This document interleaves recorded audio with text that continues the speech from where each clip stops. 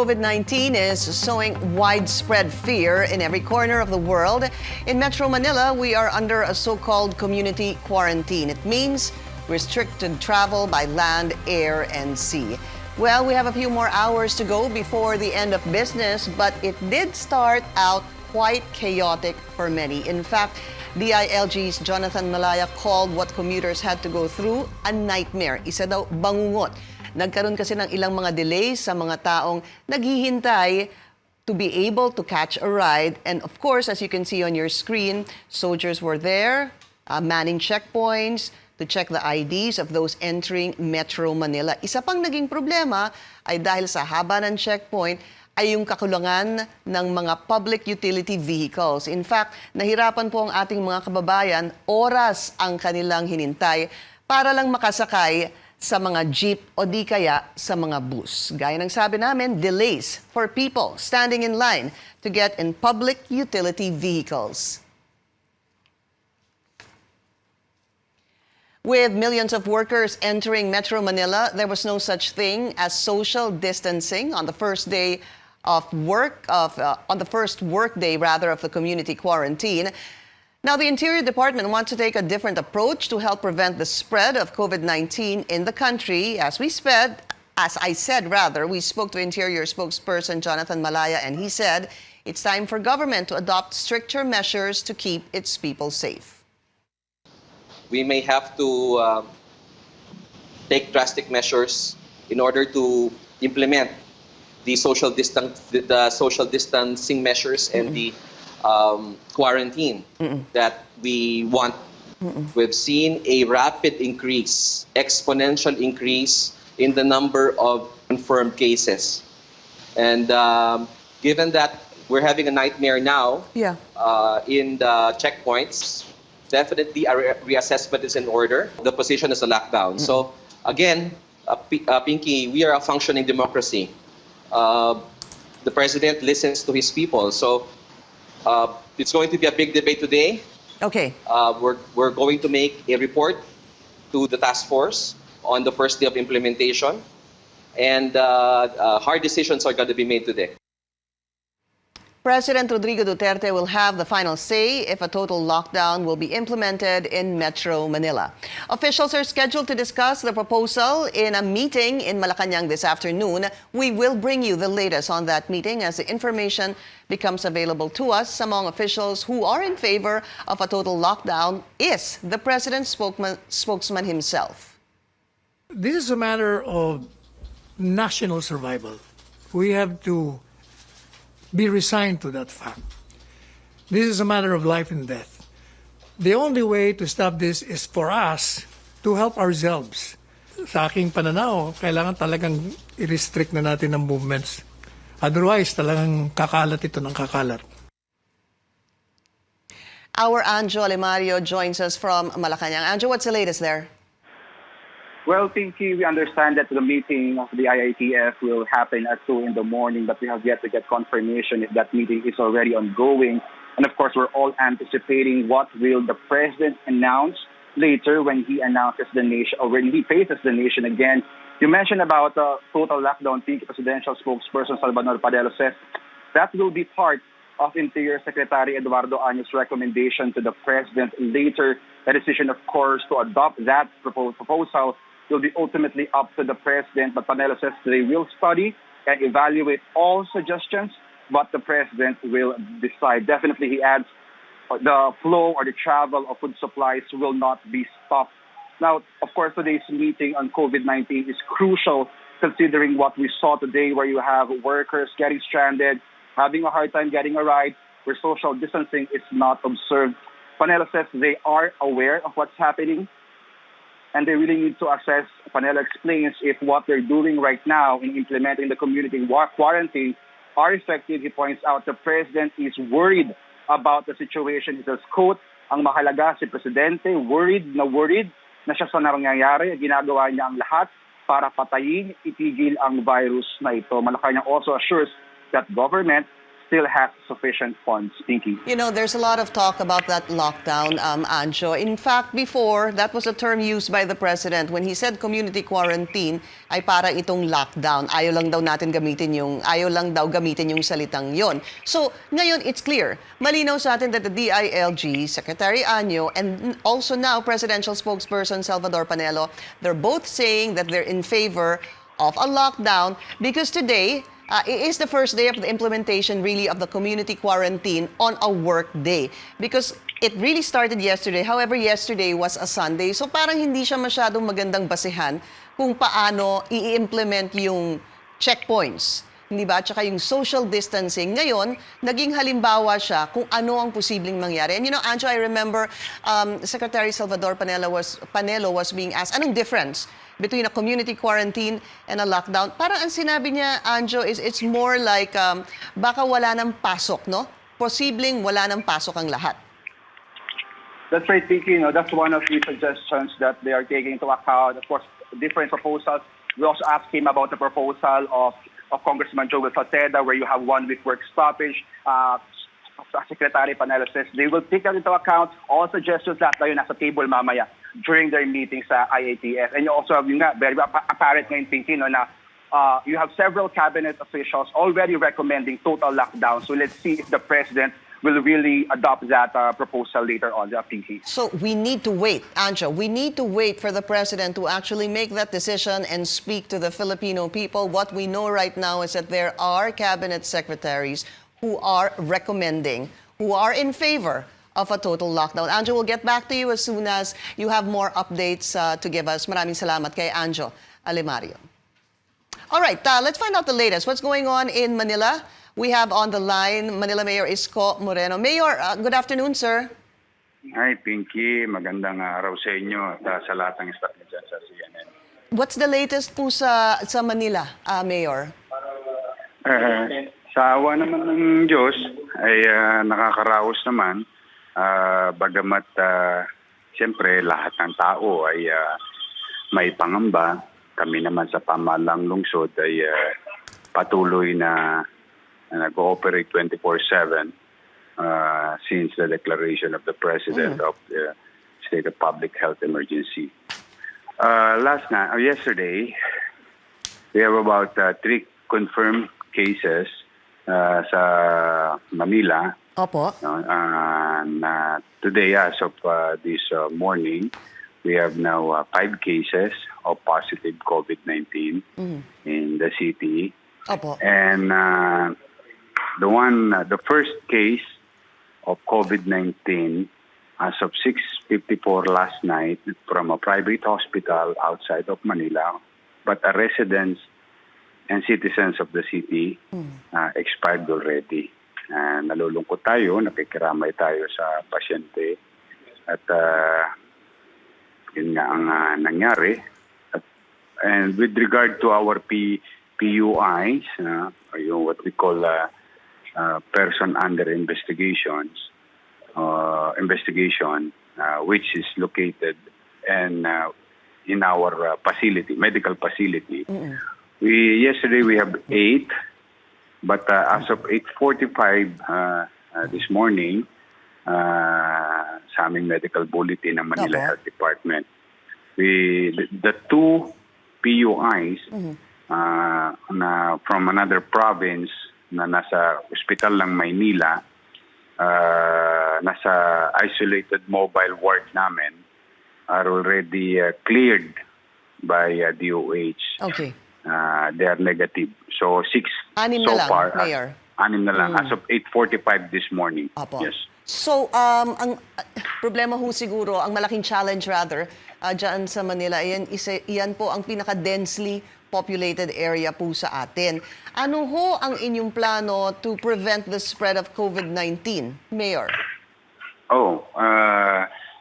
Since day one, if I may share to you, we implemented the code COVID-19 plan of the city, which is the content of it is contain and delay. So if we can contain as early as possible or early detection for those possibly maging positive sa COVID-19, we contain them. And these are PUIs. No? And delay in such a way, we try to do some measures like the same with measures that the national government is implementing, social distancing, Opo. and following also the guidelines issued by CSC, the Civil Service Commission, with regard to our employees, and cutting down non-essential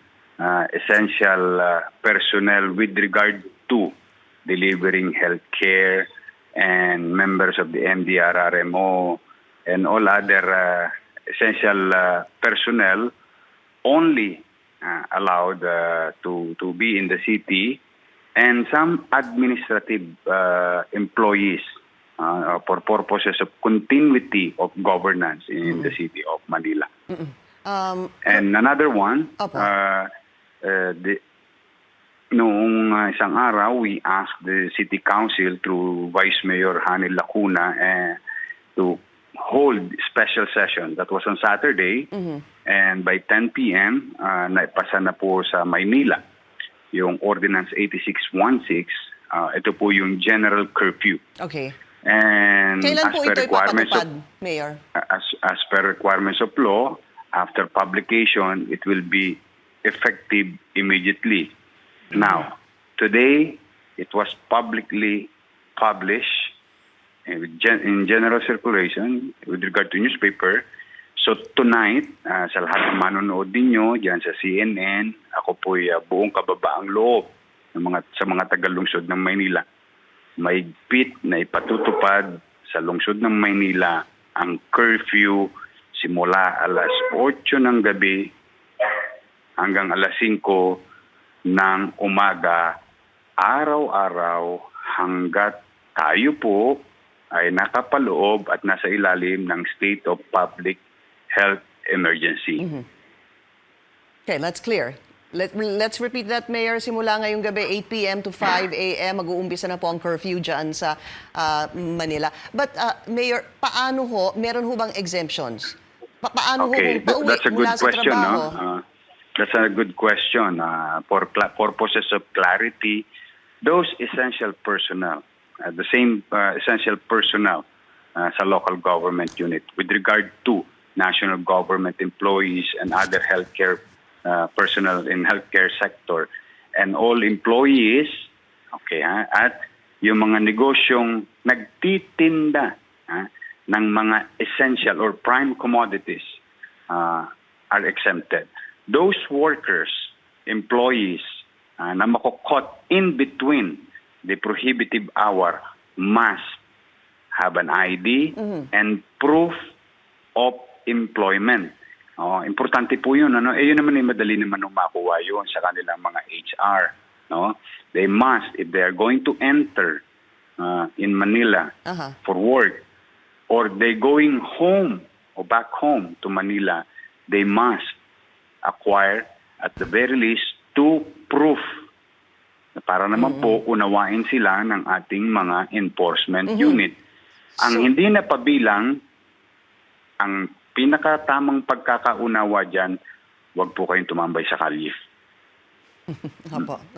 But I want to clarify that, Mayor, kasi sa iba, okay na po yung ID. Kayo, may dagdag pa po. 2 proof ang kailangan nyo. ID, gayon din ang Certificate of Employment. Tama po, Mayor? As much as possible. Kung wala silang Certificate of Employment, because this is urgent, this may take time from their respective field of undertaking or sa work, no? But magkakaroon lang ng pagkakabalam. Okay. Kasi we don't want to defeat the purpose of limiting or fulfilling social distancing. And as much as possible, we wanted everybody to stay home, to be safe and healthy as much as possible, to continue with our plan with regard to the delay approach of the city government. Just a quick question, Mayor, before you go. Meron ho kasing ibang panukala, yung ibang mga, hindi naman panukala, suggestion, ng ilang mga cabinet secretaries na tila napupunta sa lockdown. Kayo ho ba bilang Mayor, palagay nyo, is it time na i-lockdown po ang NCR? Ako po, bilang pamahalang lungsod, leader ng pamahalang lungsod, meron po kaming paghahanda, no, to mitigate the effects of to the socio-economic effect of this possible lockdown or COVID-19 problem. As of now, although we did it a week ago, but as of now, hindi pa dumarating yung aming supplies, no? Because we have to be very practical about the situation. Food supplies or basic commodities, or basic needs, no, ng tao magdi-deplete. And how to maintain them while fulfilling the process or doing the lockdown is, I think, ang pinakamabisa, ang kaagapay ng taong bayan ay ang pamahalaan. So in our case, we have already acquired and processed, doing the documents, buying things, to acquire 350,000 na food packs. No, that would last for 3 days, each pack, for 4 to 5 members of family. And we have about more or less 350,000 family in the city of Manila. So, as of now, to be honest with you, Pinky, and to the viewers, hindi pa namin hawak yun. But we already processed yung pinakamahirap na portion ay nagawa na natin. Yun yung medyo natatagalan kasi doon. Okay, so Mayor, ganun po, no? Let's see what happens throughout the day hanggang bukas, and patuloy po kami makikipag-ugnayan sa inyong opisina. Manila Mayor Isko Moreno, sir. Maraming salamat po sa inyong oras. Salamat sa inyo. Thank you. May awan Diyos, makakaraos din tayo. This is a CNN Philippines special presentation. We are bringing just the facts on COVID-19. When we return, we'll go live in the Ortigas area to check out the situation there. Stay with us.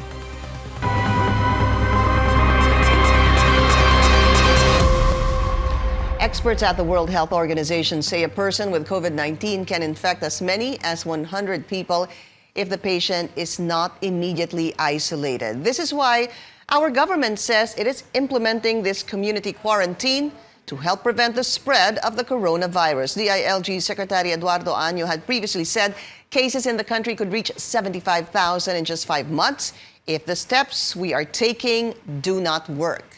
We want to know the latest in the Ortigas Extension area. Our Tristan Nadalo joins us live. Tristan, what's happening there? Pinky, it's either you comply or you turn around your vehicle and go back to where you came from. This is how strict members of the police force are enforcing the social distancing measures for public utility vehicles here at Ortigas Avenue in Pasig. Some jeepney passengers had no choice but to get off the vehicle and walk to their destination. And those who had no proof of employment or business in Pasig, they were not allowed to enter either. Let's listen to what they said. Kasi yung guidelines hindi masyadong nasunod eh. Although dinisseminate na sa mga yung mga operator ng transportation, sinabihan na sila na 30% lang pwedeng isakay dun sa ganon. For example, sa jeep, 10 lang. Dapat mga 5 lang pinakamarami. Dapat 1 meter away from each other. Sumobra sa pasahero. Kaya binababa ako. May kahirapan, kaya lang siyempre saka ay kabubuti ng mga pon ng lahat. Okay, so sumusunod na. Sumusunod na po tayo. Nakakagulat po kasi yung ibang po tao nakakalusot. Alas 5 pa po ako umalis ng umaga eh. Ngayon, papauwi pa lang po ako sa bahay. Again, the guideline of the Transportation Department for public utility jeepneys, they are not allowed to exceed with their seating capacity, half of their seating capacity, while for public utility buses, they can only load up to 35 people. Pinky. Thanks a lot, Tristan Nadalo. Metro Manila mayors are imposing curfews to limit or restrict the movement of people. That's an estimated 12 to 15 million people which obviously isn't going to be easy. But what happens when you don't follow? What happens when you violate these new guidelines in the age of COVID-19? Let's talk to a lawyer to help us understand. Joining us now is Edwin Lacerda, also a former spokesperson of President Noynoy Aquino. Attorney, thank you for joining us. Good afternoon, Pinky. How are you, sir? I'm okay. I hope you're safe as well. Attorney, there's a lot of questions here. When it started from imposing the curfew, when the MMDA said and the Metro Manila mayor said they were going to impose a curfew, and then later on it was clarified that ordinances had to be passed by the LGUs before they can implement curfews. Let's go there now. The curfews are implemented in most of the LGUs. What happens, first of all, if they are caught and yung sabi nga ni Mayor, bawal ng gala-gala, sabi ni Mayor Isko, paano kung gumagala-gala pa rin sila? Pwede ba silang hulihin? If the ordinance provides a penal sanction, I think that whatever is the provision, penal sanction provision have to be followed by the police authorities. Now, may mga pagkaayos lang sumunod sa mga pulis, meron tayong batas sa revised penal code na resisting person of authority or agent of a person of authority. Pwede din silang mahuli dun for that. Attorney, ang ibig sabihin ba nun kapag, let's say there's a penal aspect to that or you can be charged for resisting a person in authority, ang ibig sabihin ba nun ay diretso ka sa kulungan? Yung mga ganun kasi, warrantless arrest yan dahil you're in the act of committing a crime. So talagang pwedeng warrantless arrest yan. Pero but this is primarily a public health issue. It doesn't make sense if you're going to be arrested and to be detained in an area where social distancing measures will not be practiced. So I think the prudent thing to do for the police is to insist on them to turn back or go home to their respective places. Hindi makakatulong kasi kapag ikukulong mo eh. Kung ang purpose natin, social distancing measures, and this is primarily a public health issue and not a peace and order problem, I think the police should exercise prudence and encourage them to just go home.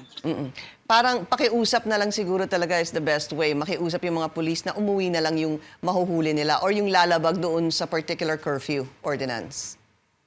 Tama yun, Pinky, no? I think the primordial concern should be, or at least sa mga police authorities natin, this is a public health concern, public health issue.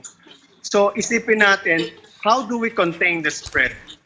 So ang primary function natin is to encourage social distancing measures.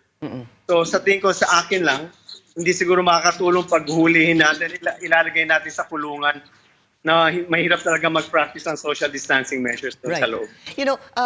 Earlier today, we had so much video on what really transpired during a Monday, a work day on the community quarantine. I'm sure you saw it, Attorney.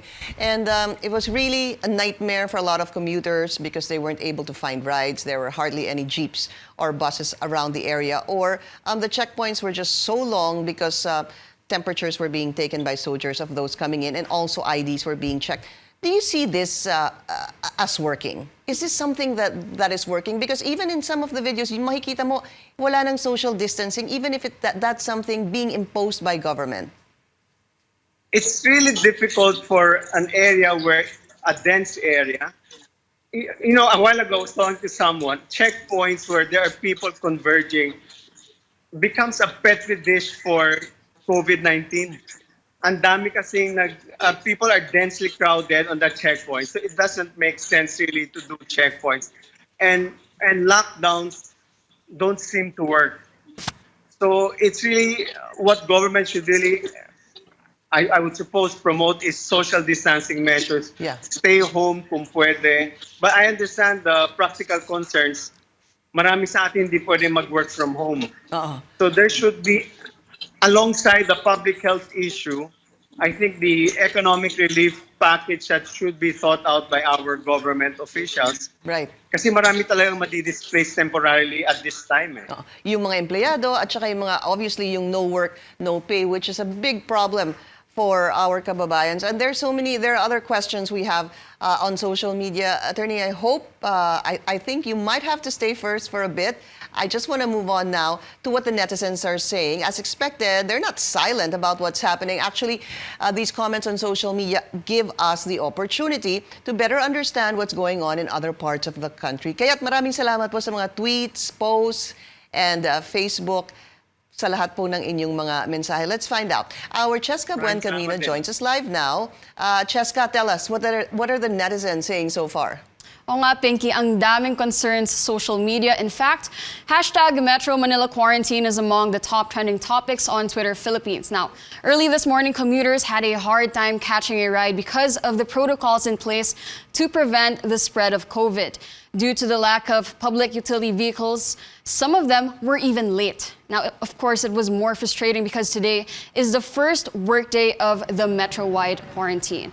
Ang dami nating nakitang photos and videos of passengers waiting in long lines at bus stops and train stations. Sabi ni Janelle on Twitter, a lot of commuters were stuck in Cubao trying to hail buses. Now, this was a common scene across different PUV stops in the Metro. Even our producer Remo Manican, who commutes to work, said authorities on the ground had a hard time controlling the situation. He said, yung mga jeep punong-puno, minsan may nakasabit pa. Marlon Bugayong shares the same sentiment on Facebook. He called the situation chaotic. He likens it to a concert. Sabi niya, sa dami ng tao, everyone's jumping on buses and jeeps just to catch a ride. The so-called social distancing policy was also not consistently practiced. This was the case for many passengers, especially for those at the MRT waiting in line at the station. But lucky for those who brought their vehicles, some netizens called the Metro Manila a ghost town, while others likened the light traffic condition to a holiday.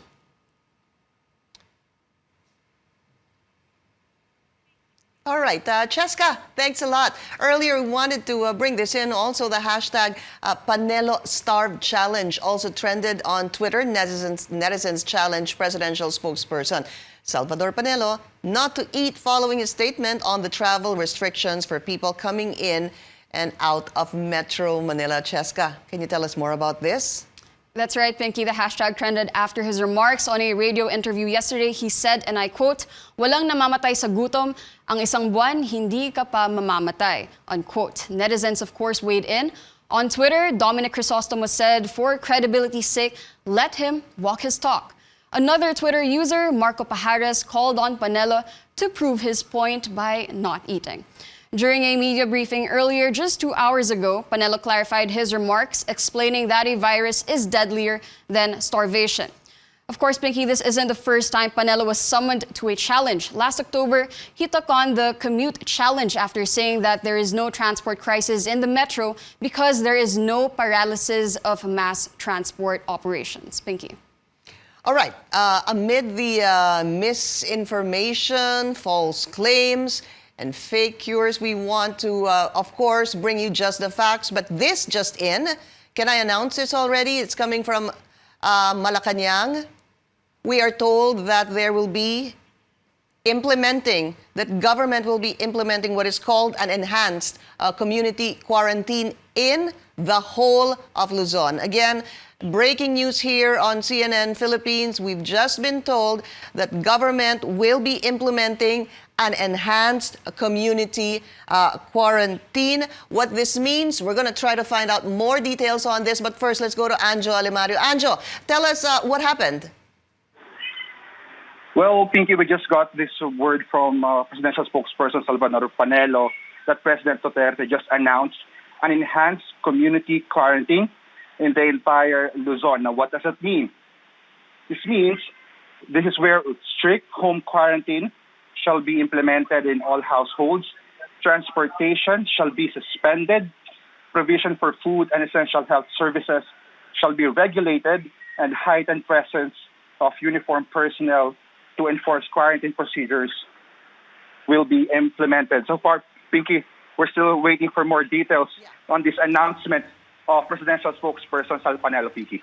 Anjo, you need to repeat that for us again, please. Again, enhanced community quarantine in the whole of Luzon. What this means, according to Anjo, those four elements you said: strict home quarantine. Anjo, what else? Transportation Right, is Pinky. suspended. Right. I'll repeat again. Where strict home quarantine shall be implemented in all households, transportation shall be suspended.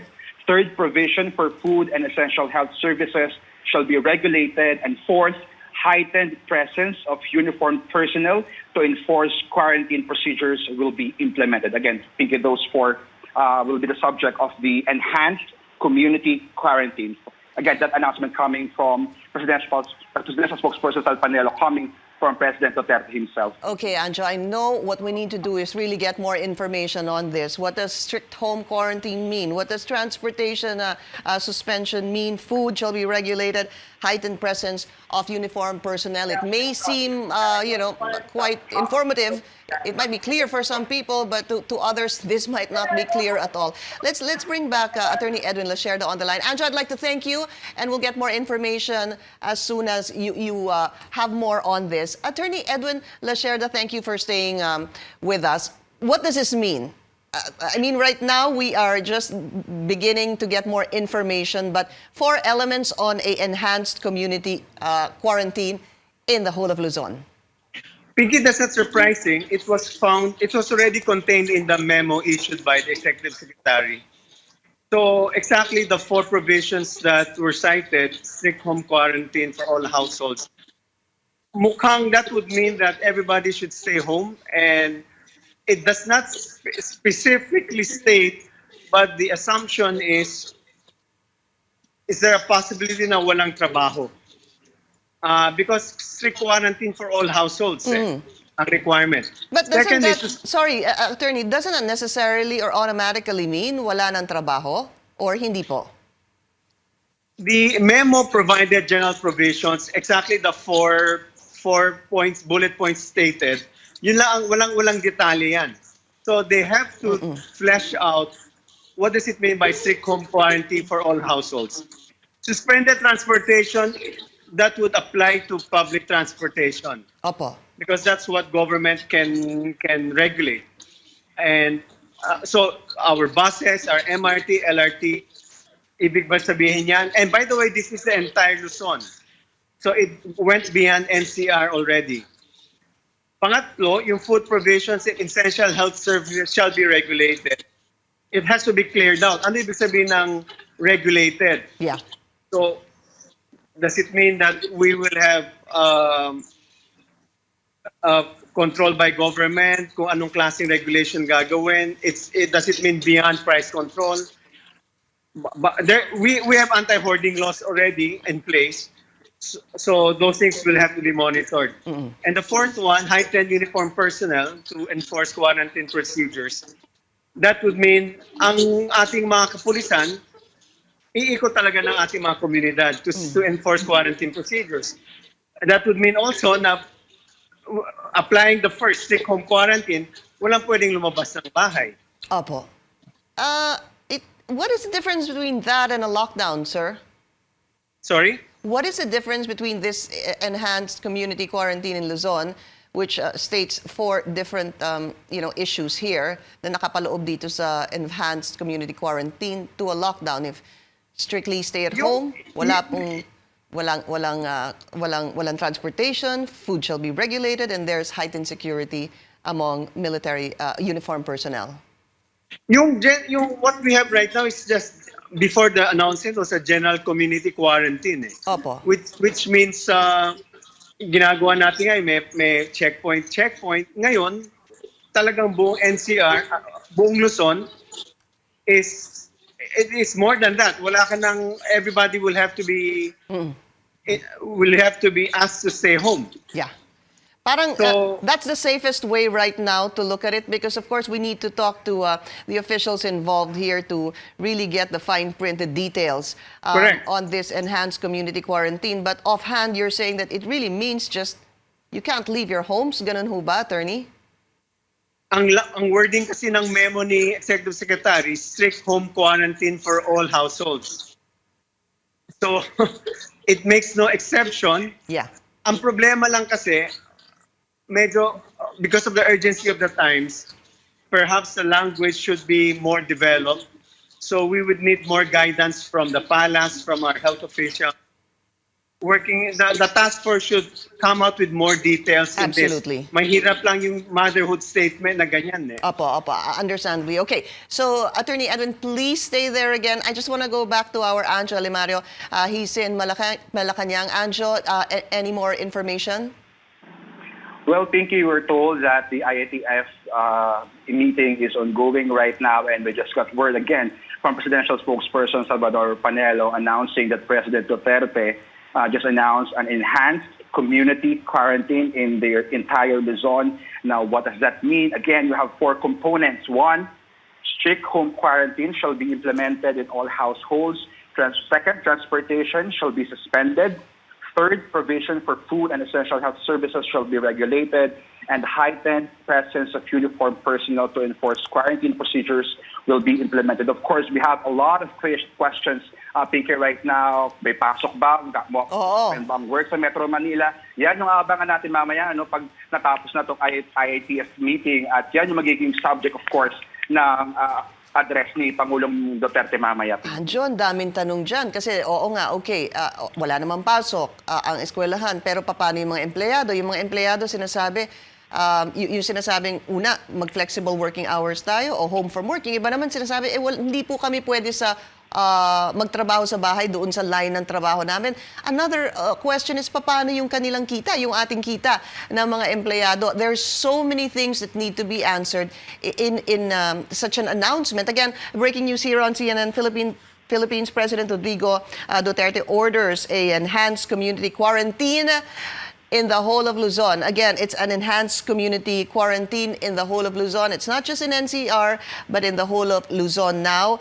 There are 4 conditions here. There are 4 provisions under this. Strict home quarantine, transportation is suspended, food shall be regulated, and heightened presence of uniformed personnel. Anjo, these are the things that I know there's a lot of people probably wondering, ano bang ibig sabihin nito? But please stay tuned. Anjo is in Malacanang. He says the task force is still meeting, and we will try to give you the latest on this, the details on this enhanced community quarantine in Luzon. Anjo, thank you so much for your time. We'll get back to you a little later on again. I think now we have on the line PNP spokesperson Bernard Banak. Sir, are you on the line? Yes, good afternoon, and to all our viewers, good afternoon. Sir, okay, have you heard the latest, sir, that the President is ordering an enhanced community quarantine in the whole of Luzon? Yes, we are also monitoring, and we have heard that the President has made such pronouncement. What is the plan of the PNP now, sir? Yes, at this point, we're just waiting for the final guidelines to be issued by our authorities. And insofar as the PNP is concerned, there is nothing new. The coverage just expanded. That will cover the entire Luzon, and we'll be at the forefront to remind the public to remain indoors and maintain social distancing, and of course restrict movement. So presence of the PNP will be there on our main thoroughfares so as to prevent the spread of the coronavirus 19. How many personnel, how many policemen are you planning to deploy for this enhanced community quarantine in Luzon, sir? Well, for the entire Luzon, we have a force of around 70,000 PNP personnel. That's covering Region 1, 2, 3, 4, 4A, 4B, and NCR, and Region 5, and Cordillera. So we have enough PNP personnel to help the Department of Health in enforcing this quarantine of the entire Luzon. But do you have a number, sir, that you may need to enforce this quarantine? Oh, yes, definitely. We will need all the help of all the other government agencies, and the PNP will be at the forefront. Being the primary law enforcement agency, we will help the Department of Health and, of course, the interagency task force. What would be the biggest challenge, you think, to implement this enhanced community quarantine in Luzon, sir? Well, the biggest challenge would be the attitude of the public. It is very important that the people would help us maintain this community quarantine, and that everybody would comply and follow the social distancing, the policy of staying indoors, and of course the restriction of movement of all people. This is very important to really prevent the further spread of the COVID-19. But as you mentioned, General, you're still waiting for guidelines, right? Yes, definitely, because there will be more questions that will be asked, and we'd like to be prepared when we finally implement this Luzon-wide community quarantine. All right. Thanks a lot, PNP spokesperson Bernard Banak. Sir, maraming salamat po sa inyo. Again, breaking news here on CNN Philippines. The President has ordered an enhanced community quarantine in the whole of Luzon. This means strict home quarantine for all households. Transportation will be suspended. Food shall be regulated, and the increased presence of uniformed personnel. We're going to get more details. This is a developing story. We will be right back.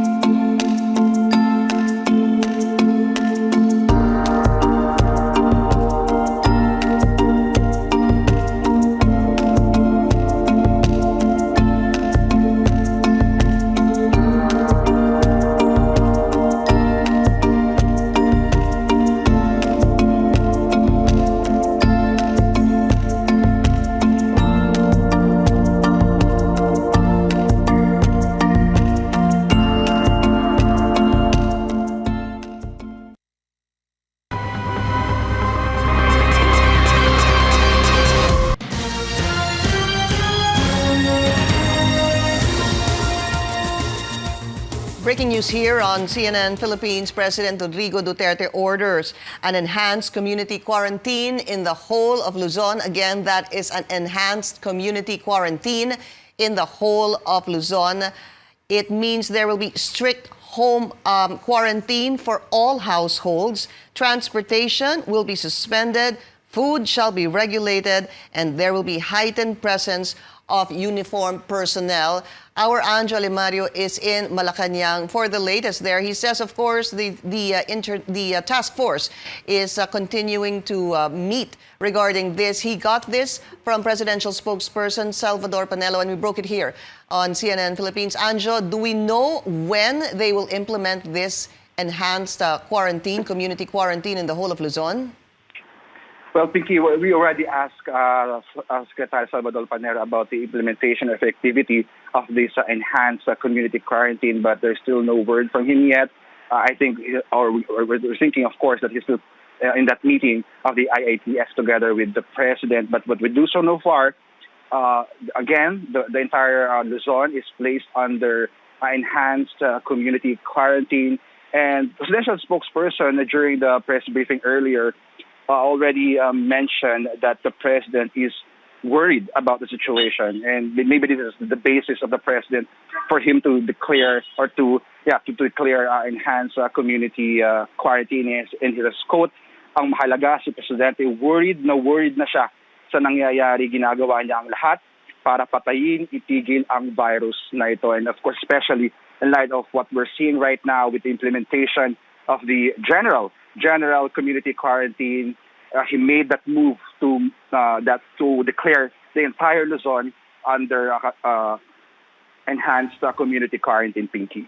So during the press conference of presidential spokesperson Salvador Panelo, when he was asked, Anjo, if he was in favor of a lockdown, they used the word lockdown there because DILG's spokesperson Malaya was saying that dati pa daw ang DILG wasn't already in favor of a lockdown, but because they're different department heads,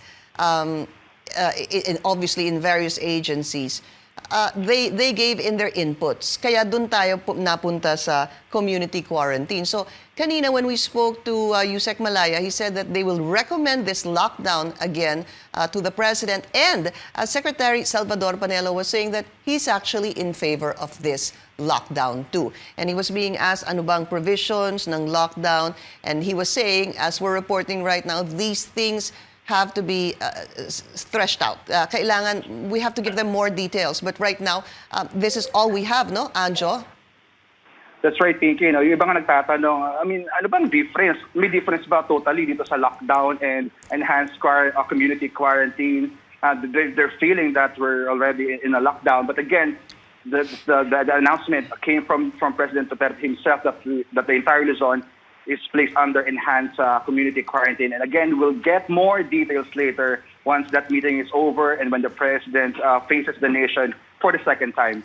Yeah, that's what we're hoping. We get more details on this. The fine print, ano bang nakapaloob dito sa enhanced community quarantine? What does it mean for the employees? What does it mean for all of us? Meron pa bang exemptions dito sa strict home quarantine for all households? And then there is going to be a transportation will be suspended. So sino na lang bang papayagan in the event that they have to make their way through roads? Obviously, we can just assume, no, Anjo, ambulances will be allowed, health workers, etc. But we're just assuming that obviously there will be exemptions to this, some of the provisions that they have actually imposed. So Anjo, I know you're there. We'll get back to you in a little while. Anjo Limario, maraming salamat sa iyo. Let's go back to Attorney Edwin Lacerda. He's still on the line. He's still on video call.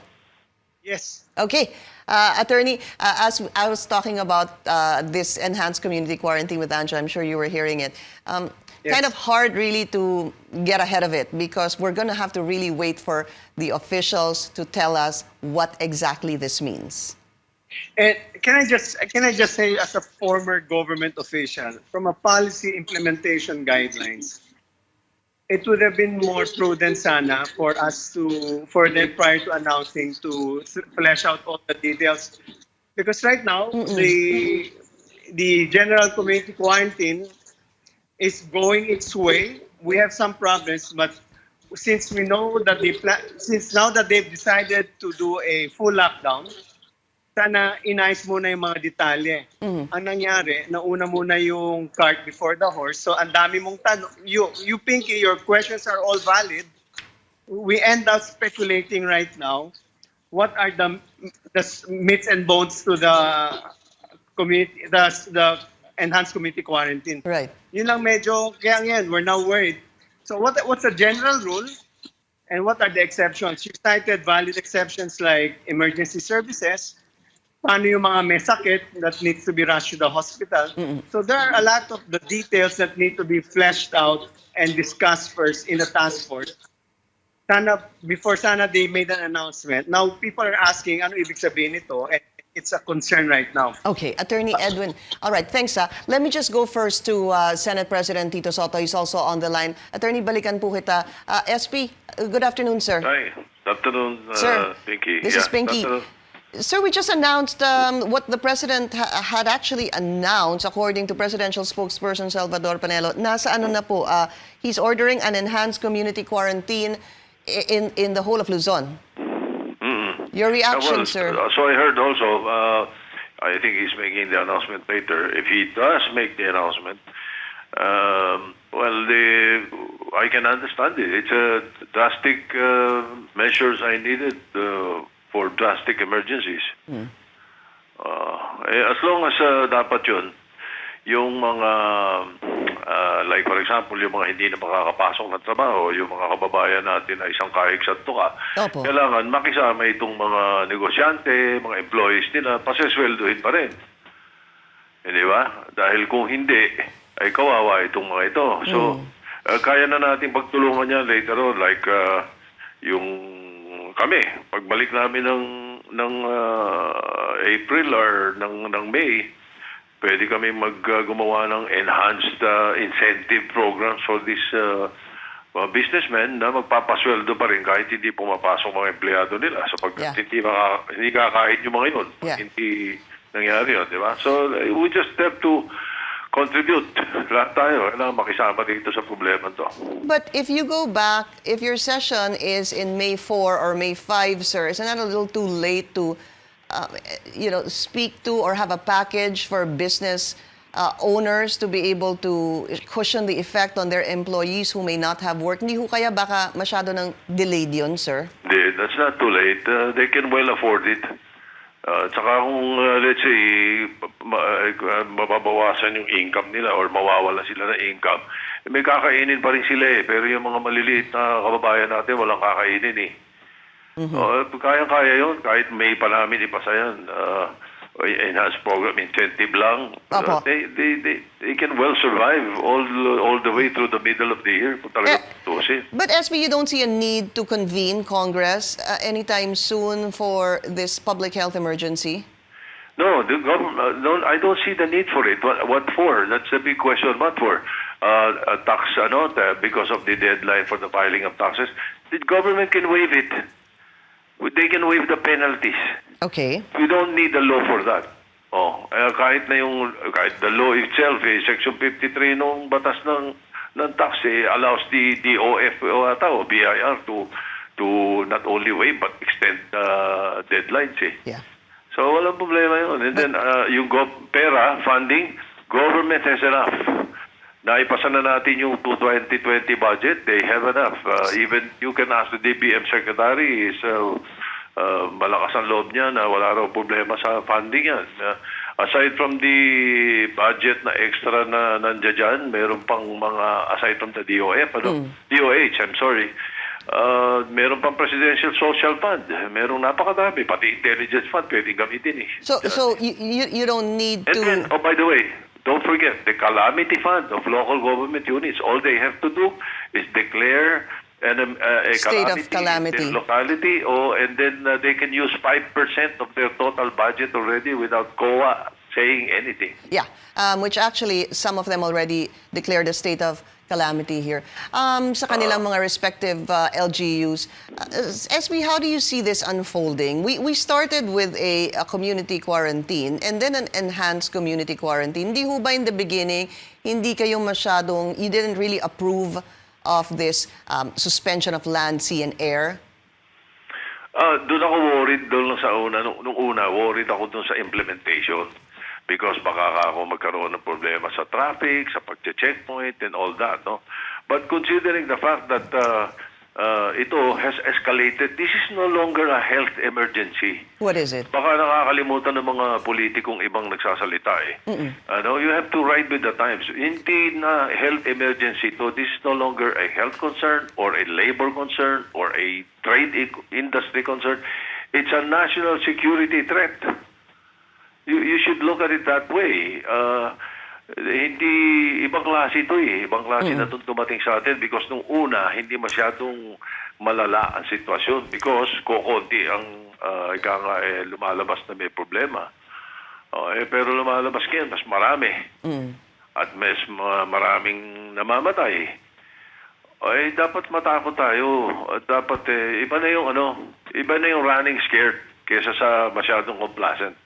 So parang let's take it 2 steps forward. Mas okay na ho na proactive tayo rather than reactive. Correct. But SB, what other measures do you think do you think that this enhanced community quarantine in Luzon is enough for now?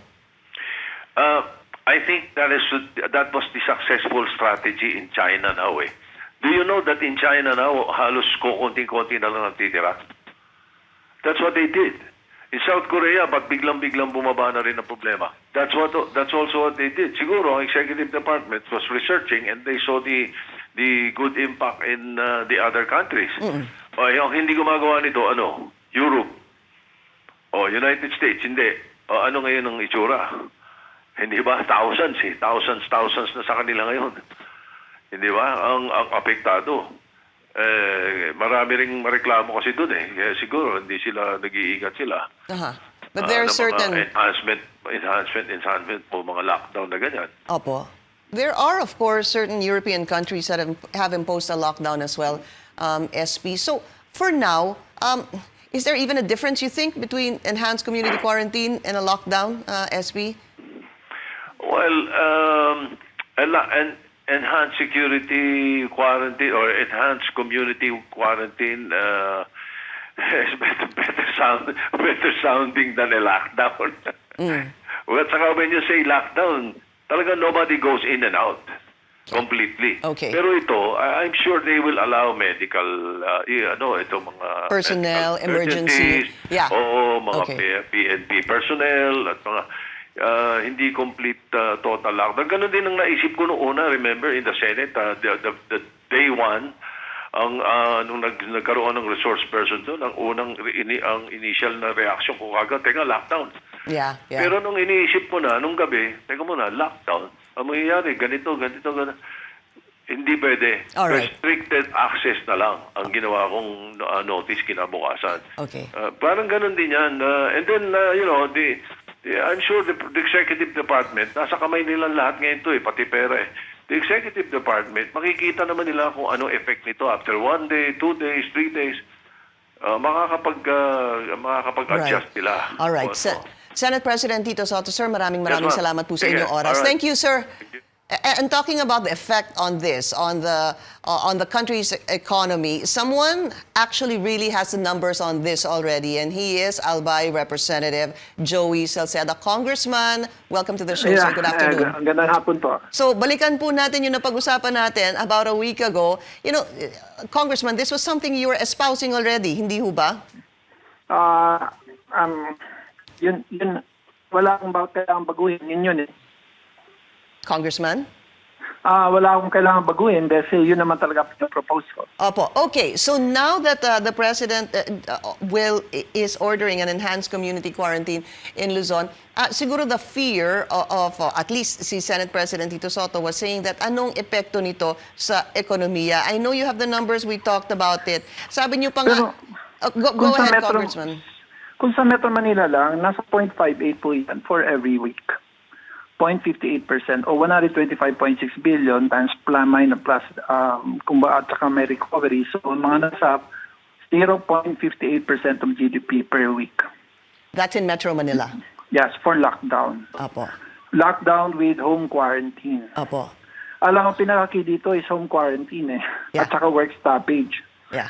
So kung wala namang work stoppage o walang home quarantine, I think I cannot foresee how kung yung pag-flatten po nung growth po nung infection to be lower than the capacity of our hospital to take care of our people. Yeah.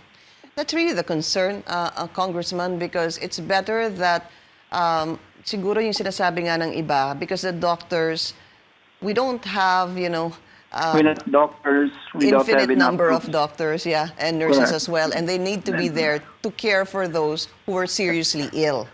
Di ho ba? Tapos nagkakasakit din sila.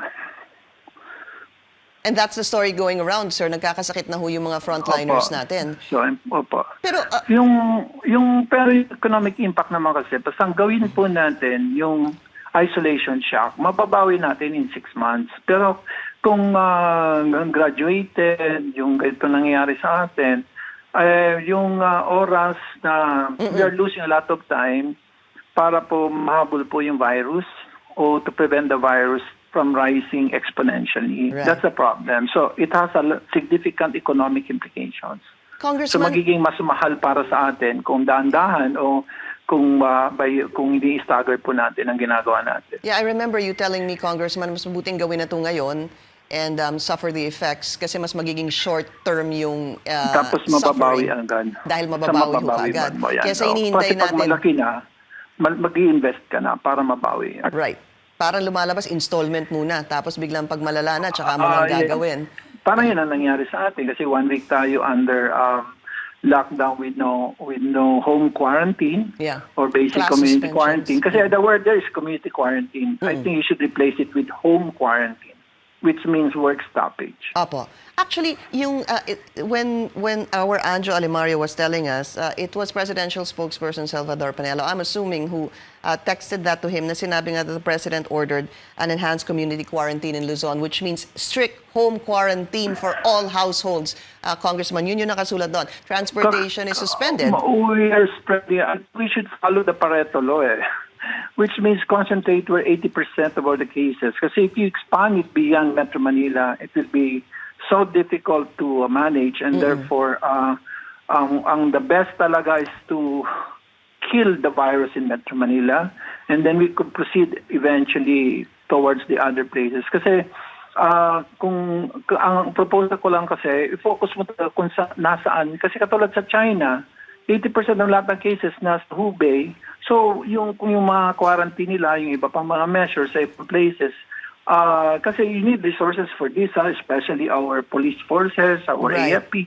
So, baka lalo tayong mahirapan po tayo sa masabi natin na cohesive, yung full enforcement po ng home quarantine. Just a quick question, Congressman. Dun sa mga nagtatanong po, paano naman yung mga nagtatrabaho at yung kanilang kita?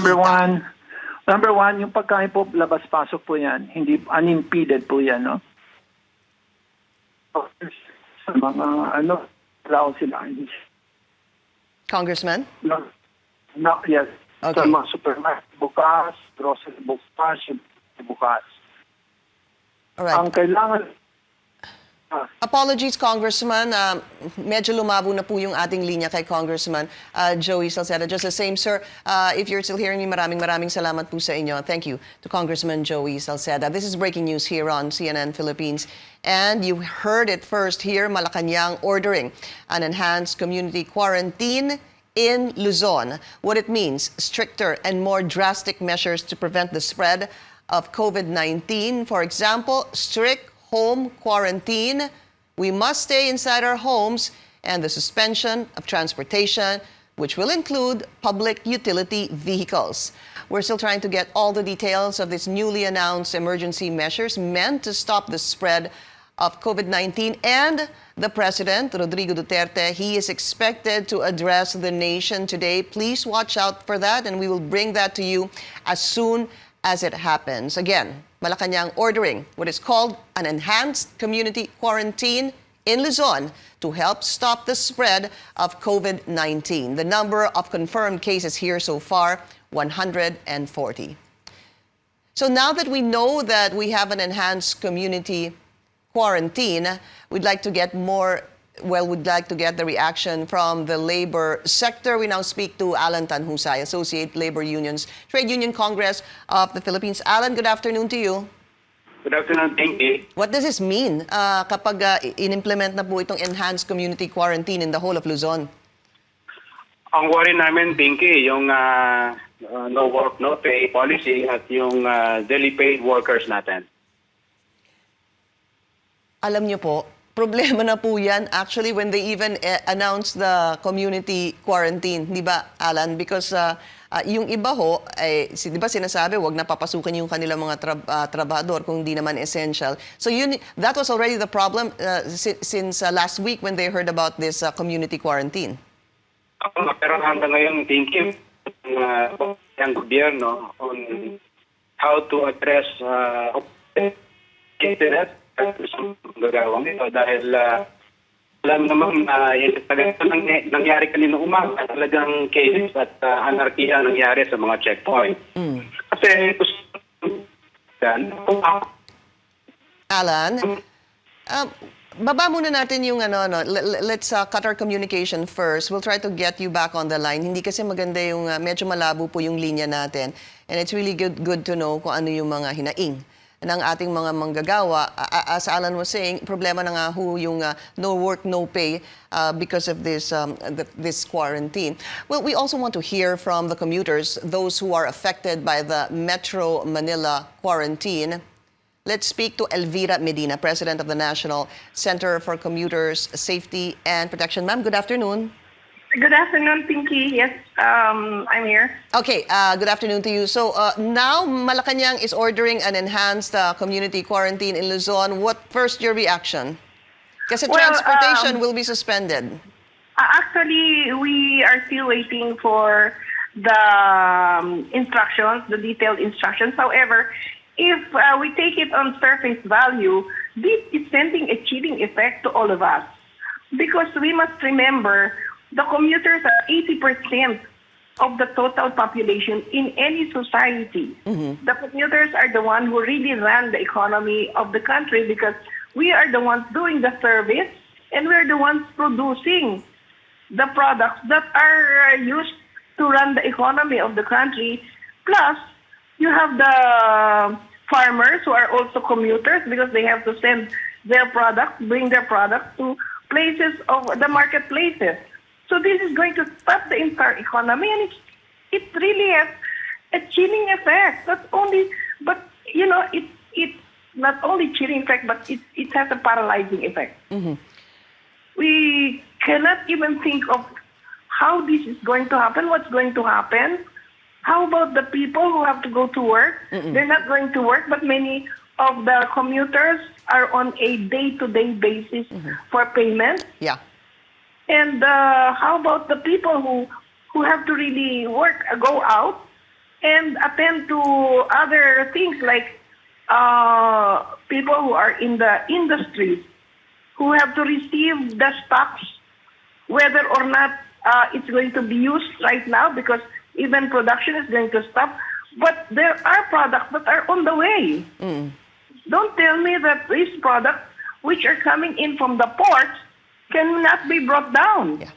Because there are, for example, there are canned goods, there are fresh products that cannot stand for 1 month. They're going to rot in the piers.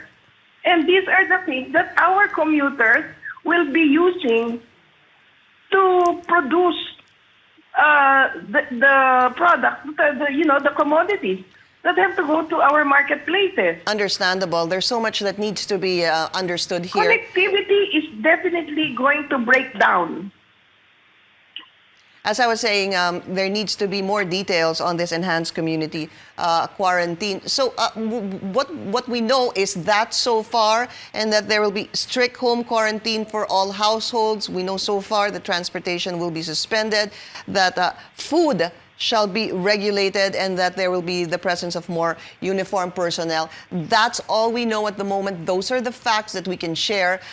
We will get more details on this, and notably, of course, your concerns when we get to speak to officials, Ma'am Elvira, we will be bringing that concern to them. Elvira Medina of the Center for Commuter Safety and Protection. Ma'am, thank you so much for your time. You are watching breaking news here on CNN Philippines. President Rodrigo Duterte is expected to address the nation today following an announcement just moments ago of stricter precautionary measures to prevent the spread of COVID-19. What we have in place, enhanced community quarantine in Luzon. It means we must stay inside our homes. Transportation in the region will be suspended. It will include public utility vehicles. We are still trying to get all the details of these newly announced emergency measures meant to stop the spread of COVID-19. We'll bring you that and the latest as it happens. Again, let me repeat, Malacanang ordering an enhanced community quarantine in Luzon to help stop the spread of COVID-19. All right, I think we have a better line with Alan Tanhusay, spokesperson of the Associated Labor Unions Trade Union Congress of the Philippines. Alan? Good afternoon, Pinky. Okay, balikan natin. Di maganda yung linya namin.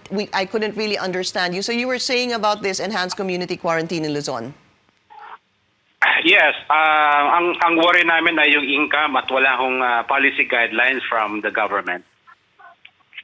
And you know, something like that, Alan, that's something we need to hear from the DOLE. Yes, especially from the President.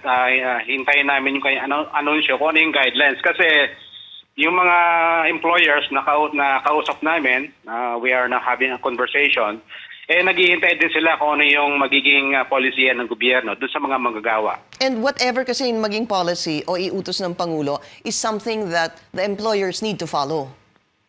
Yes, at siguro makipag-bargain kagaya ngayon, pinag-uusapan namin, baka pwedeng ibigay yung 50% ng kanilang 13th month pay at yung 50% ay kunin o ibigay ng gobyerno sa pamamagitan ng mga livelihood programs o cash assistance program. I read that. That was a proposal, no? 50% of the 13th month pay ibigay na dun sa mga empleyado ng kumpanya. Tama, no, Alan? And then the other 50%, you're hoping that comes from government? Yes. That will work. But that will work for how long? For 1 month?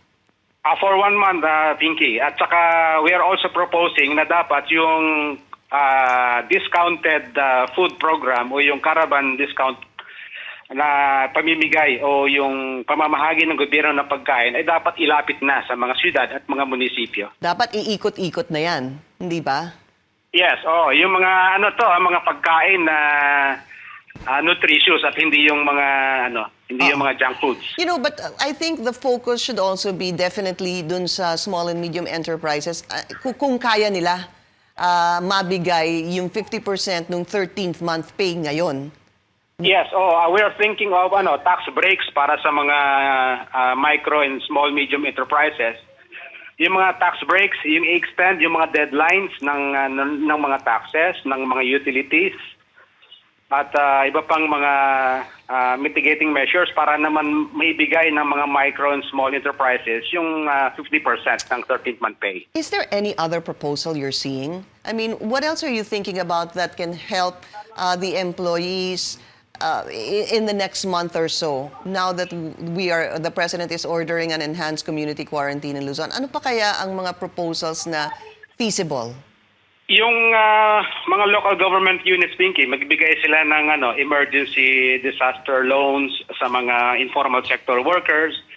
Yung government banks, mga Land Bank, Development Bank of the Philippines, PNB, magbigay ng mga disaster loans sa mga manggagawa. Ito yung nakikita naming mga measures. Yeah, that possibly, they can probably do that. But when you talk about the informal sector, ang dami nun, Alan, di ba? Pagka hindi na sila pwede lumabas, ay wala na silang kita. Ay wala din silang amo. As we speak, talagang durog na sila ngayon. Kung kaya sila dapat yung unang-unahin natin na tulungan. So we need to wait, Alan. Ano ba ang plano ng gobyerno hinggil dito? I know this is something that employers have been asking, wanting to hear what the plan is. Kasi, kumbaga, parang pangalawang araw pa lang talaga tayo nung community quarantine. It started yesterday and then today. Ngayon, in-order ng Pangulo ang enhanced community quarantine.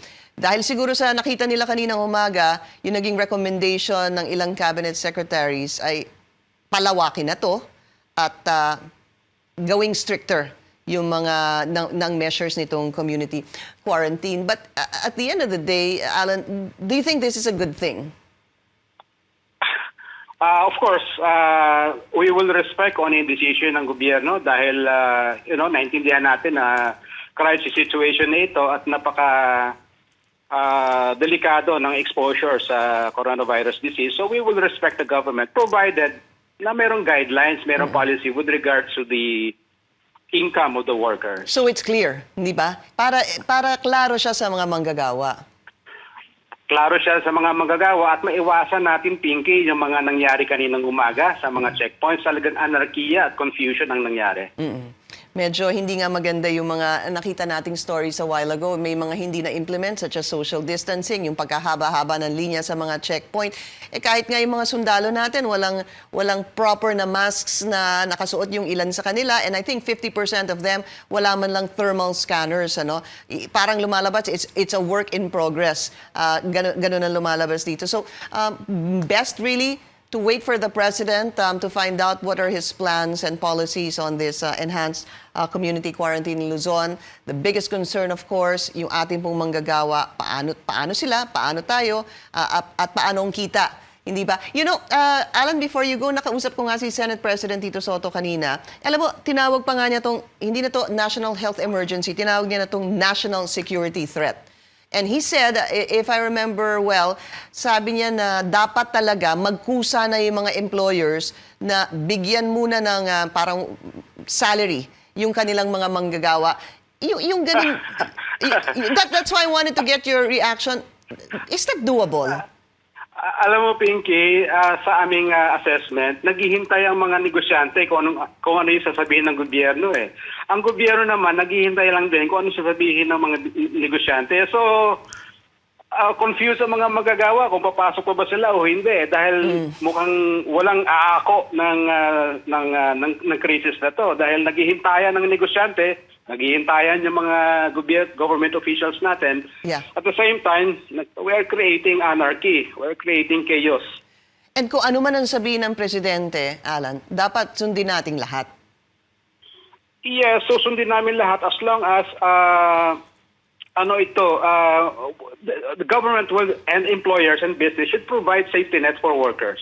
Opo. You know, there's one reaction here on Facebook. We should also look at SSS, hindi ba? Yes. Ano ba iaambag ng SSS dito? Tinitingnan namin kung magkano yung laman ng SSS, yung kanilang pera, yung kanilang pondo, SSS pag-ibig. Yun ang tina-check namin na yun kung kakayanin ng pag-ibig benefit, yung mga loans na pwedeng ibigay sa mga members. All right, Alan Tanhusay, ALUTUCP spokesperson. Alan, maraming salamat sa iyo. Now we have on the line Presidential Spokesperson Salvador Panelo. Secretary Panelo, good afternoon, sir. Good afternoon, Pinky. Sir, when will this enhanced community quarantine in Luzon be implemented? Effective immediately. You must remember that we have already started the community quarantine in National Capital Region. We're just extending it. You mean right now, sir, it's implemented? At this moment, at this minute? Yes, but we will have to give allowance to people who will have to go home from their work. Okay. So right now, we are already implementing this enhanced community quarantine in Luzon. Here's the thing, Secretary Panelo, please help us understand this. The first is the strict home quarantine for all households. Anong ibig sabihin nito, Sec? Sa madaling salita, wala pong pwedeng lumabas ng kanilang mga bahay? Unang-una, may suspension of work. Okay, that's clear. Obviously, may suspension na po ng work. Kung may suspension of work, ano pang ilalabas mo sa bahay? Wala ka na pupuntahan. Wala ka kailangan lumabas para pumunta sa trabaho. That needs to be clear, sir, because sabi nga... Merong exception. Yeah, sir. Ang exception doon, yung mga frontline health workers natin, lalabas yun. Yung mga authorized government officials, kung meron silang dapat na gawin. Exempted din yung mga medical, for medical reasons or humanitarian reasons. Also, the transport of basic necessities. Pero yung mga non-essentials, mamamasyal ka lang o saan ka lang pupunta, hindi na pwede.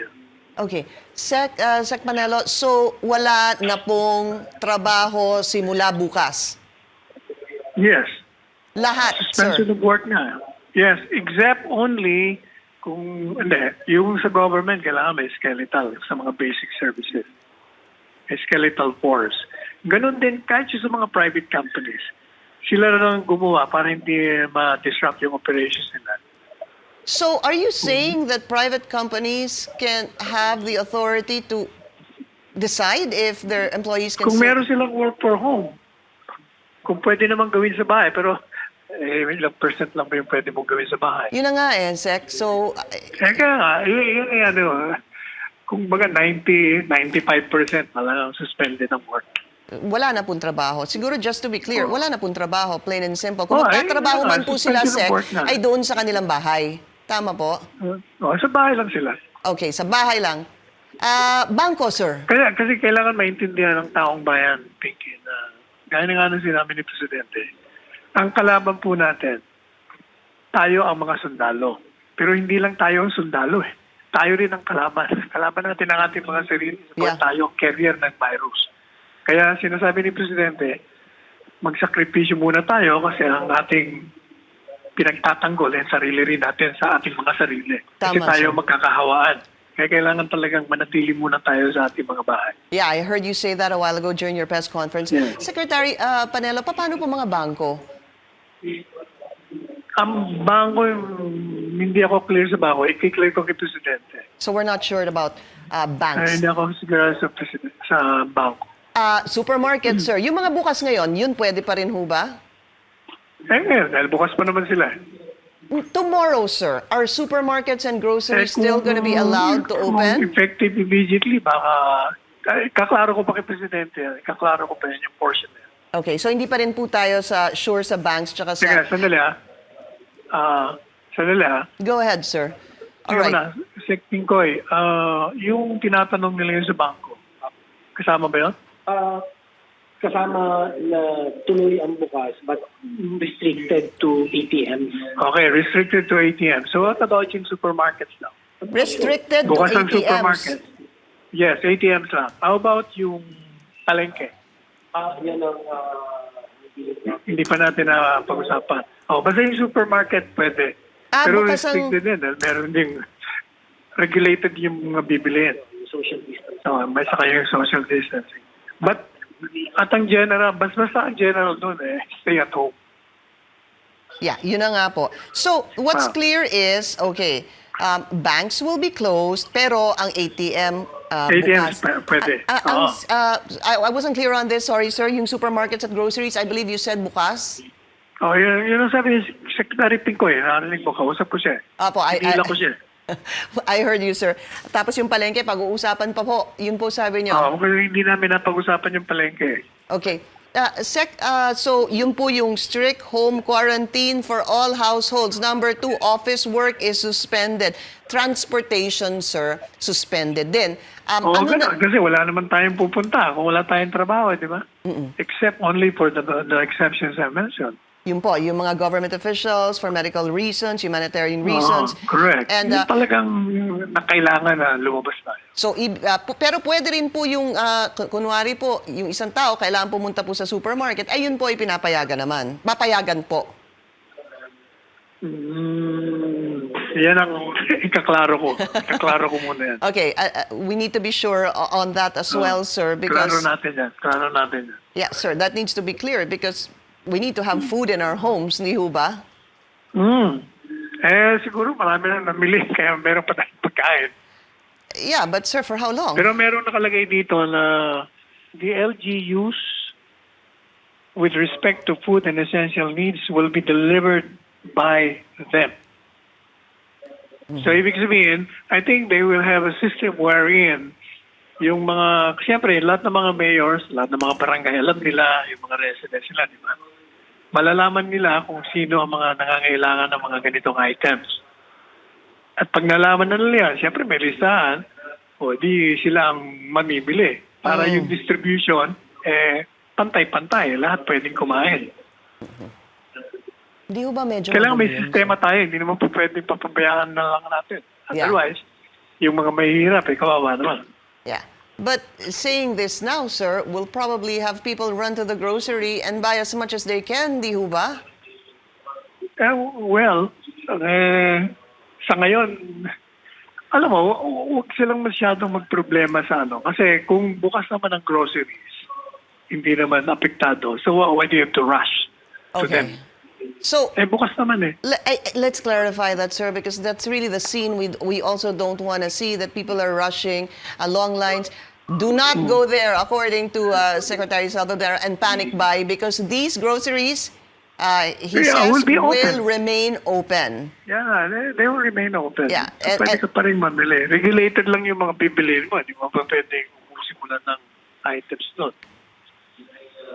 Hindi what, sir? Hindi pwedeng ano po? Hindi po pwedeng, halimbawa, bibili ka ng, di ba, yung alcohol, di ba, niregulate na natin. Ginawa natin, dalawa lang ang pwede mong bilhin. Dalawang pwedeng ibenta. Kailangan para itigil po yung tinatawag na panic buying at hoarding. Yeah, correct. Sec, are we still expecting the President to speak about this anytime this anytime afternoon? What soon. time, sir? Hindi pa kami tapos sa meeting. Immediately after. Do you have an approximate, sir? Maybe at 6 or 7? Immediately. Sir, immediate is relative. That's why I'm asking you. Hello? All right, we lost Secretary Salvador Panelo on the line. The President will speak to the nation. I was asking him what time. He said they're still meeting. Pero pagkatapos, so immediately is actually the word he said. After the meeting, the President will speak, will address the public on this. Again, let me just point out some of the points that Secretary Salvador Panelo and I spoke about. To him, it's clear. He's telling us that strict home quarantine and work is suspended. That's what he says. Please, he says, do not go to the groceries and start hoarding food because the groceries will remain open. Banks, though, he says, will be closed, but ATMs will remain operational. Again, we are standing by to hear from President Rodrigo Duterte. He's expected to address the nation today following an announcement just moments ago. And we repeat that the entire region of Luzon will be placed under enhanced community quarantine effective immediately. It means strict home quarantine for all households. Transportation in the region will be suspended. It will include public utility vehicles. We're still trying to get all the details of these newly announced emergency measures meant to stop the spread of COVID-19. Again, to those who are asking, Secretary Salvador Panelo saying work is going to be suspended beginning tomorrow. We'll be taking a quick break. Stay with us here on CNN Philippines. We'll be right back.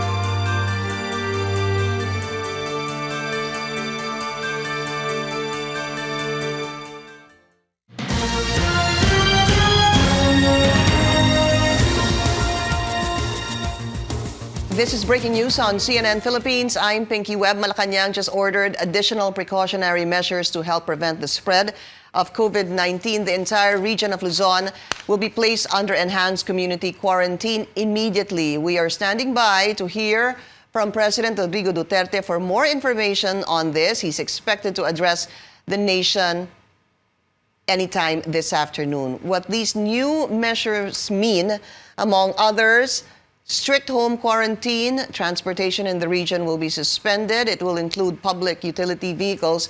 And we just spoke to presidential spokesperson Salvador Panelo. He said LGUs will be responsible for food supply of their constituents. Banking operations will be limited only to ATMs. And he says that work will be suspended beginning tomorrow. Joining us on the line now is our Anjo Alemario. Anjo. Hi, Pinky. You know what? We're still waiting for additional details, additional information on the meeting of the IATF where President Duterte is presiding that meeting. You know what? Reporters of Malacanang Press Corps are also anticipating what will the President say, but we're getting word that it is a taped address, a public address by the President. But again, we have no confirmation as of that. As of the moment, of course, there are still many questions lingering about this recent declaration of the President placing the entire Luzon under enhanced community quarantine. May mga nagtatanong sa atin, what if mag-defy ako or mag-violate ako? Maarestuhin ba ako? And of course, part of that, of course, the Supreme Court already gives the assurance that the courts would remain open to ensure that people's rights are not ignored even in times of crisis. And of course, the Supreme Court is also emphasizing that the Constitution and our laws are not suspended. So that means our courts are not shutting down. So again, we'll see that we're excited to read the document covering all the guidelines of these enhanced community quarantine. More information as the hours go by. As soon as you give us more information pagkatapos ng meeting ng task force dyan in Malacanang. Anjo, thanks a lot. Let's get the side of employers on the impact of the enhanced community quarantine in Luzon. Joining us now on the line is Sergio Ortiz Luis Jr., Employers Confederation of the Philippines President. Sir, good afternoon. Good afternoon, Pinky. Sir, it's an enhanced community quarantine in the whole of Luzon. Secretary Salvador Panelo saying that work will be suspended. Papaano po mga empleyado, sir? Well, I'm still trying to understand what that means. No, I understand that there will be no transportation, no work, and when is it effective? You know, I asked Secretary Salvador Panelo. He said now, immediately now. And then I said that this minute, sabi niya, yes, but you know, we'll allow people to go home. And it almost was clear that he said that work will be suspended beginning tomorrow, sir. Well, like for instance, I can imagine the losses. Yung mga exporter, they're preparing now shipments, yung mga food, dadali sa pier, they're hinihintay na process, yung mga tao naka-standby. Can you imagine the unnecessary losses and wastage that this will create? Tapos, when people go home and discourage panic buying, now what will they going to eat if they're home? I guess they have to really clarify and think this through. Yeah. It's all advice to not to give a warning to people. I guess. No? They are assuring us, though, sir, that food will still there will still be that flow of goods in and out, but it will be regulated.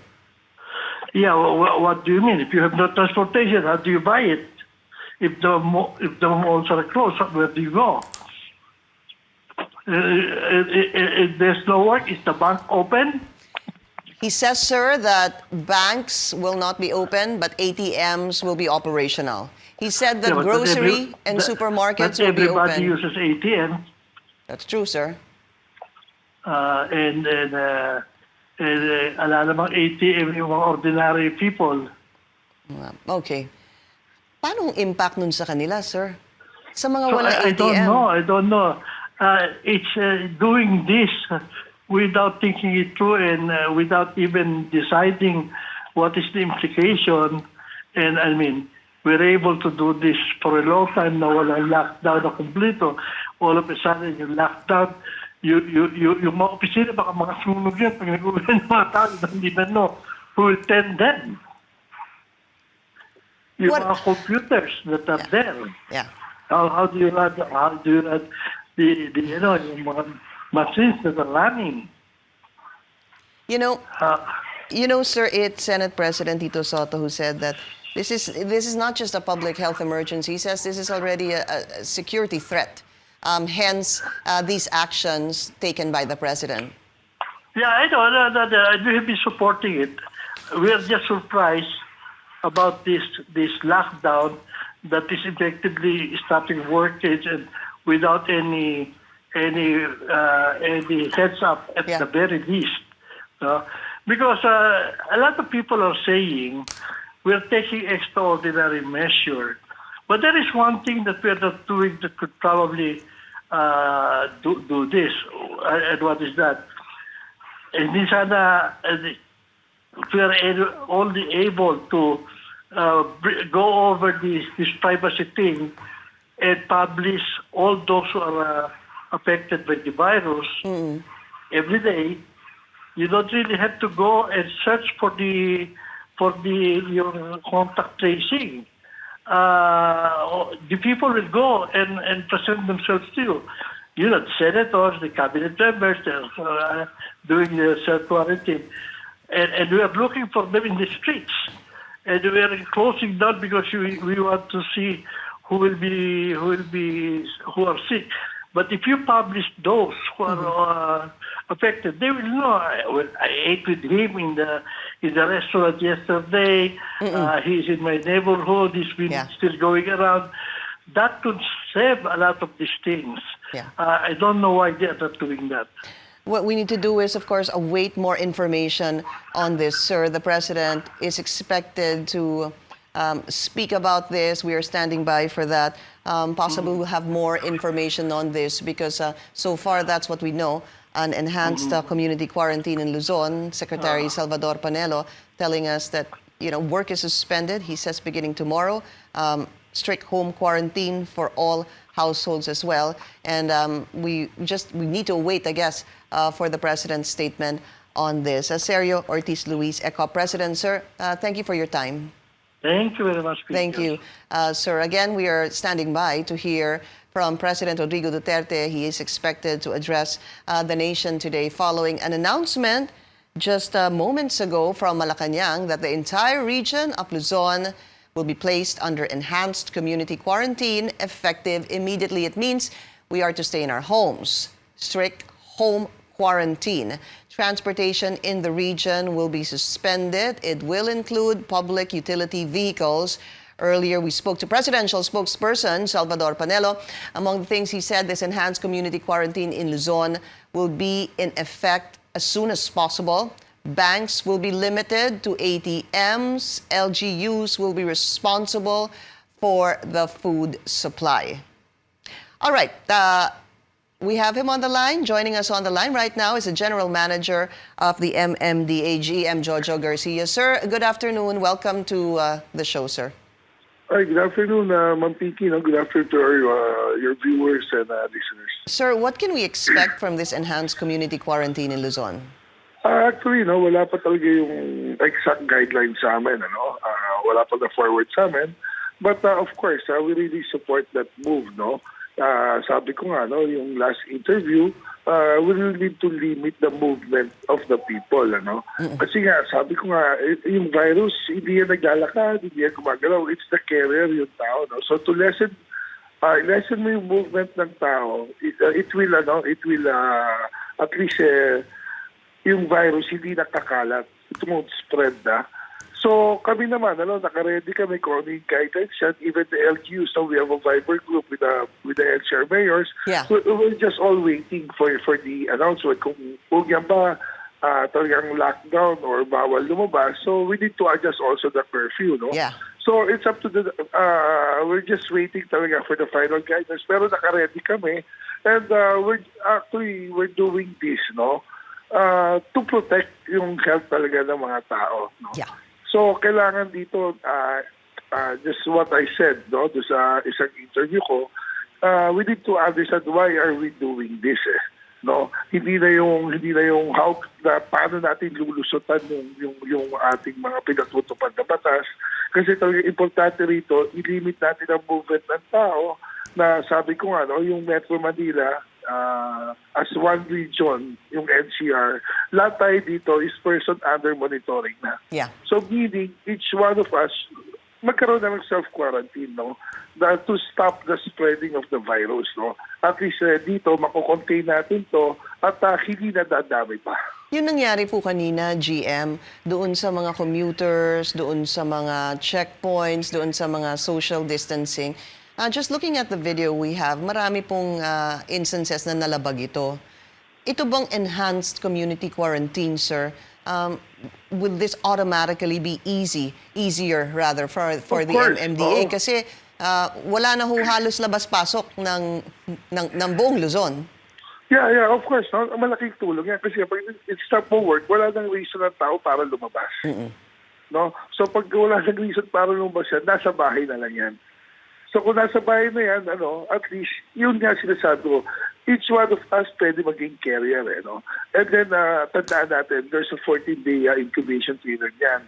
Hindi mo alam 5 days na nasa iyo at carrier ka, may mahawa ka. Another 14 days na naman yan. Yeah. Kung ika-10th day mo, may napasa, another 14 days na naman yun. So wala na katapusan yan, So we need to stop. How can we stop this? You limit the movement of the carrier. Sino yung carrier? Tayo mismo. Every one of us. Tayong lahat, sir. Yes. Alright, pero hinihintay niya pa po yung guidelines dito. But what is most important for you to know regarding this? Anong kailangan niyo malaman hinggil sa enhanced community quarantine? Of course, so, paano, sa amin, sa enforcement lang naman kami, we don't do policy, We should remember this, MMDA, sa enforcement lang kami, kung anong iutos sa amin, ginagawa namin. So, number one dito, talaga napaka-importante rito, is paano ba yung social distancing, paano mawawala yung dikit-dikit na tao. So, number one talaga, stop mo talaga ang movement. How can you stop it? i-limit mo yung pupuntahan. Kung walang work, walang mall, wala nang reason para lumabas. So malaking tulong sa amin yan. We just need to enforce it na pag may tao sa kalsada, talungin natin anong purpose niya, kung bibili ng pagkain or what. No? So yun yung mga initay namin guidelines kung allowed ba. For example, may skeletal force ang government natin, ang mga LGUs, no? Yan ba papayagan naman shuttle service from the LGUs? Yung mga ganyan, no? So we need to know the guidelines. Of course, kailangan tumakbo pa rin eh. Ang MMD po, nasa service agency kami. So kailangan namin ipagpatuloy yan. Yung sakripisyo ng mga tao natin, kailangan natin gawin yan para lang mabantayan natin yung movement ng mga tao. Alright, MMDA General Manager Jojo Garcia. Sir, maraming salamat. As soon as you hear more information, please share it with us. Yes, thank you, Ma'am Pinky. Thank you po. Maraming salamat po sa inyo. On the line now is the President of Grab, Brian Koo. Brian, good afternoon. Hi, Pinky. Good afternoon. So, what happens to Grab now? We're like many of the businesses, we're still waiting for the exact implementing rules of the new orders. But from what we've heard, it's the stoppage of all transportation. I mean, we have to adhere to it, and it's definitely going to have a big impact on a lot of the drivers that provide the TNBS service. Yeah. How many are they, Brian? Well, we're looking at around 50,000. No? The first quarantine announcements were made coordinating with the drivers to support them. So. Okay, we lost him on the line, Brian Koo of Grab. We'll try to get him back on the line. Very important, of course, especially to their partner drivers, because if there is, as going to be implemented, according to Secretary Salvador Panelo, a transportation suspended, Grab obviously would have to comply. And he's back on the line. Brian, you're there? Okay, sorry. Okay, apologies. Medyo lumabo yung linya natin a while ago. You were saying that how many driver partners do you have? We're looking at around 50,000 driver partners that would be impacted by this stoppage of transportation. Is that 50? Sorry? 50? 50. Okay, yes. 50,000 drivers. In the event, sir, just looking forward, transportation will be suspended according to Secretary Salvador Panelo. Sir, what's your plan for the drivers? Wala ho silang kikitain. So we've been doing a couple of things. One is we've been reviewing if we could do an emergency loan to our driver partners during this period. The second is we've been coordinating with banks to see if they could give a moratorium on the payment for the vehicle. No? Beyond that, this is very new to us. So the team here needs to still review what other kinds of assistance we could extend. But so far, those are the two things that you're looking at, an emergency loan or a moratorium on loans of the cars, sir? Correct. Anything else? That's it. I mean, we're playing it by ear also as the new directions come out. But we are on top of the issues, and we will announce any further assistance based on the new directives. Yeah. Do they get any sort of 13th month pay? No, because the drivers aren't employees. They're independent contractors. So they're entrepreneurs in their own right. So what they get is based on the fares and the work that they do on a daily basis. And if you're looking at an emergency loan, Brian, how much do you think you have to spare for emergency loans? We're really still computing that. I can't give a number right now yet. All right. So like us, you're awaiting any more word on this transportation suspension. Brian Koo of Grab. Yes. Brian, thanks a lot for your time. And this is breaking news on CNN Philippines. Malacanang just ordered additional precautionary measures to help prevent the spread of COVID-19. The entire region of Luzon will be placed under enhanced community quarantine immediately. We are standing by to hear from President Rodrigo Duterte for more information on this. He's expected to address the nation this afternoon. What these new measures mean, among others, strict home quarantine, transportation in the region will be suspended, and our interview with presidential spokesperson Salvador Panelo, he said LGUs will be responsible for food supply. Banking operations will be limited only to ATMs. All right, we're going to take a short break. We'll be right back.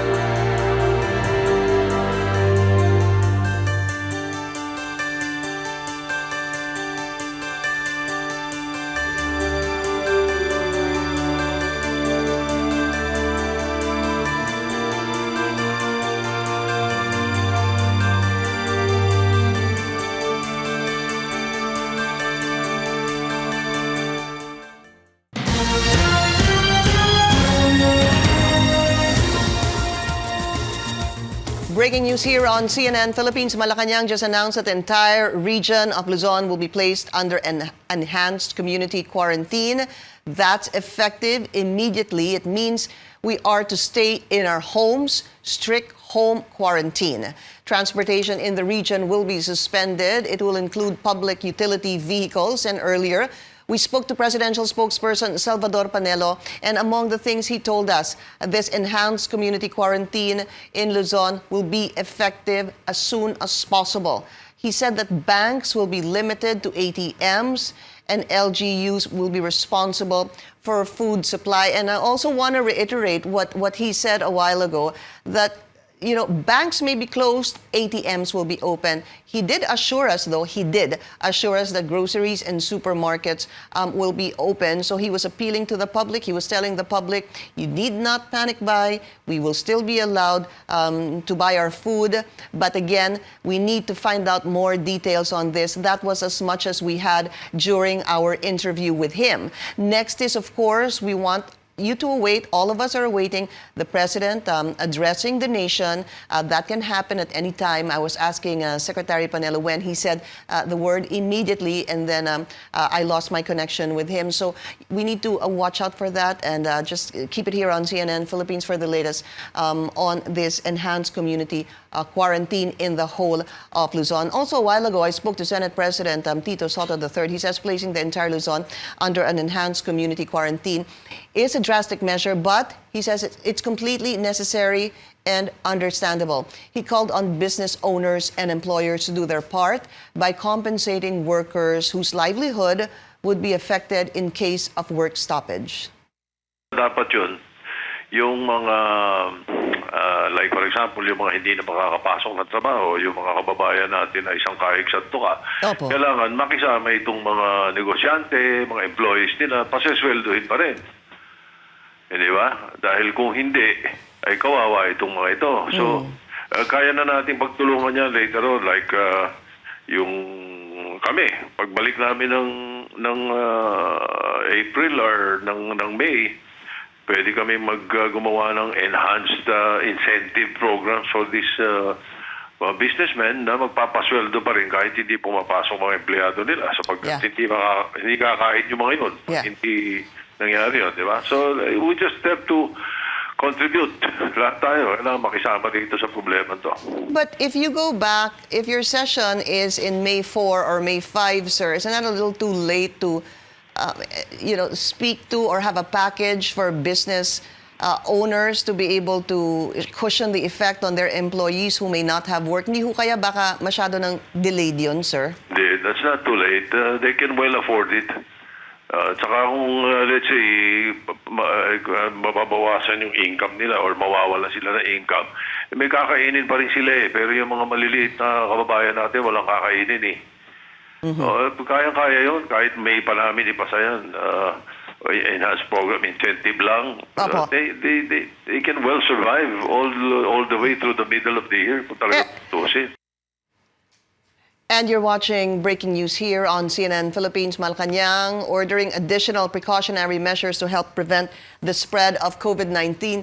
The entire region of Luzon will be placed under enhanced community quarantine immediately, and we are standing by to hear from President Rodrigo Duterte for more information on this. He is expected to address the nation this afternoon. What these new measures mean, among others, strict home quarantine for all households. Transportation in the region will be suspended.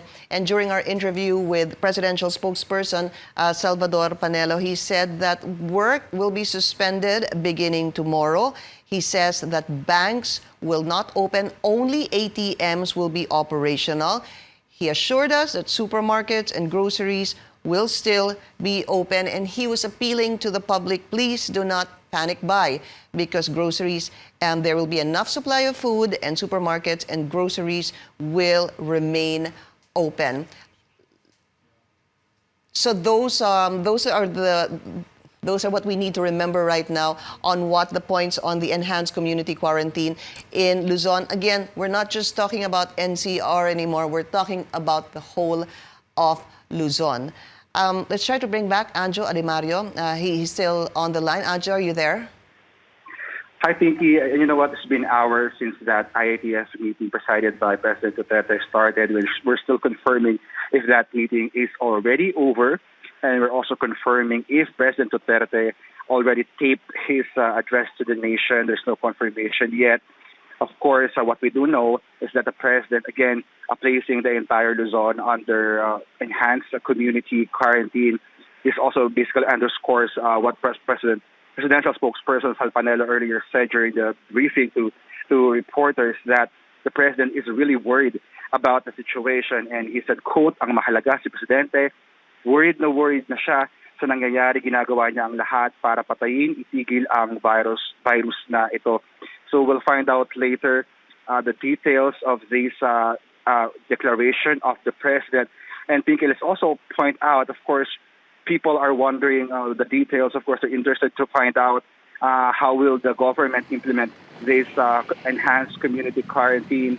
And there's, of course, there are fears of arrest, of warrantless arrest. And the court is stepping up, and the court is making that clarification that the courts will remain open to ensure that people's rights are not ignored even in times of crisis. So in these times of confusion, you have the Supreme Court giving you the clarity that they will not close. In fact, spokesperson Brian Hosaka, in his message earlier, that the Constitution and our laws are not suspended, and therefore courts are not shutting down in times of emergencies like this of the coronavirus pandemic. It's also, I wanted to ask Secretary Salvador Panelo a lot of other questions. We also need to find out the media. Because when I was asking him, ano ba yung exceptions dito sa strict home quarantine for all households, etc., sabi niya, of course, government officials, there are exemptions such as government officials, for medical reasons, even humanitarian reasons, basic necessities, and of course, health workers. So there are exceptions to this. We also need to find out what about media will be exempted dito sa enhanced community quarantine in Luzon as well.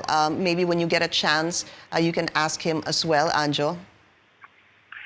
That's right, Pinky. If ever that will be live, again, we're getting information that it's already taped. In fact, members here of the Malacanang Press Corps are just waiting for the video to be played.